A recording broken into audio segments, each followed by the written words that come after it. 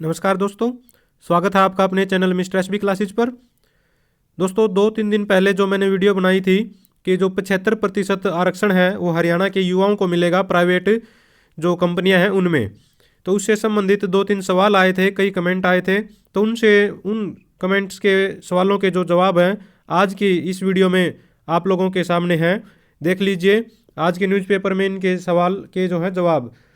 5 साल से ठीक है, जो प्रदेश में रह रहे हैं, जो बाहर के अदर स्टेट के युवा हैं, उनको भी इसका लाभ मिलेगा। कई कमेंट आए थे जो अदर स्टेट के थे, क्योंकि लाखों बंदे हैं जो बाहर से काम कर रहे हैं, दूसरे राज्यों के हैं। उन्होंने जो कमेंट किए थे कि अब हमारा क्या होगा।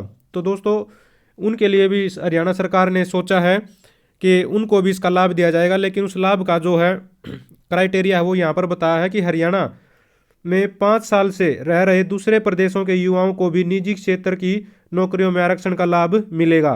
तो इसे आप स्पष्ट समझ गए होंगे, लेकिन इसका जो कंडीशन है वो ये है कि इसके लिए उनके पास रिहायश प्रमाण पत्र होना चाहिए। ठीक है, यानी कि रेजिडेंस होना चाहिए, भाई वो 5 साल से यहाँ पर रह रहे हैं, कोई प्रूफ होना चाहिए।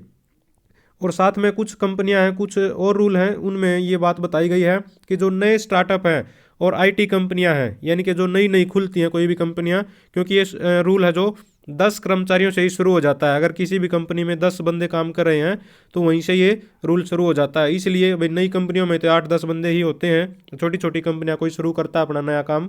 ठीक है, तो उसके तहत इनको कुछ छूट दी गई है। तो नए स्टार्टअप और आईटी कंपनियों पर 2 साल तक नया एक्ट लागू नहीं होगा। तो इसे समझ सकते हो आप, 2 साल तक उनको छूट दी गई है। और कुछ और ऐसी चीज़ें जैसे कृषि से जुड़े सभी कार्य और कुछ लघु उद्योगों से जुड़े कार्यों पर भी हरियाणा राज्य स्थानीय उम्मीदवारों को रोजगार अधिनियम लागू नहीं होगा। तो इससे आप समझ गए होंगे कुछ चीज़ें और हैं जिनको छूट दी गई है कुछ कंपनियों को। ठीक है, और इसमें कुछ और छोटी छोटी बातें भी हैं जो समझ लेनी चाहिए।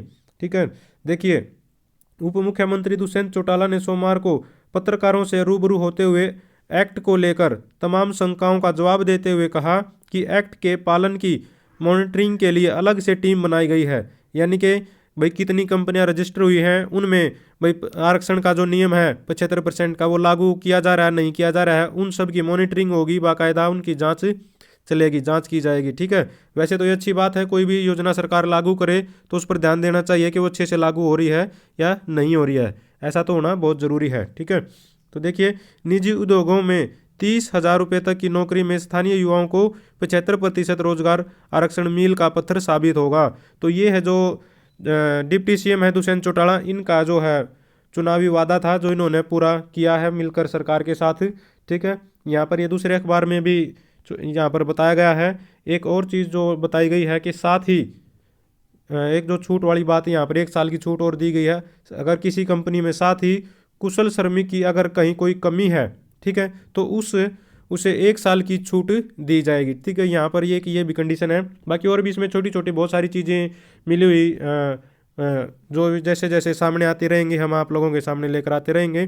तो ये आज की खबर थी, उसमें और भी छोटी छोटी कंडीशन और भी बहुत सारी मिलेंगी।